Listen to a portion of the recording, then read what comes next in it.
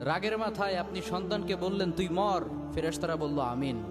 তোর ভবিষ্যৎ অন্ধকার, ফেরেশতারা বলল আমিন। রেগে মেগে আপনি আপনার মেয়েকে বললেন জীবনেও তোর কপালে স্বামীর ভাত জুটবে না, ফেরেশতারা আবারও বলল আমিন। আচ্ছা, আপনি না সেই ব্যক্তি যে তার নিজের জীবনের চাইতেও সন্তানকে বেশি ভালোবাসেন? আপনি না সেই ব্যক্তি যে তার সন্তানের জন্য হাসতে হাসতে নিজের জীবনটাও দিয়ে দিতে পারেন? আপনি না সেই ব্যক্তি যে আল্লাহর কাছে নিজের চাইতেও সন্তানের জন্য বেশি দোয়া করে? তাহলে কি করে নিজের হাতে নিজের সন্তানের এত বড় ক্ষতি করতে পারলেন? Doesn't make any sense. Common sense বলতে কিচ্ছু নাই আপনাদের। আপনারা কি জানেন না আপনাদের রাগের মাথায় বদদোয়া করাগুলো ফেরেশতারা আমিন বলে? দাওয়াতুল ওয়ালিদ আলা ওয়ালাদি, বাবা মা তার সন্তানের জন্য যেই দোয়া করে সেটা ভালো হোক কিংবা বদদোয়া হোক, আল্লাহ সেটাই কবুল করে নেয়। এজন্য খবরদার, নেভার কার্স ইউর চিলড্রেন।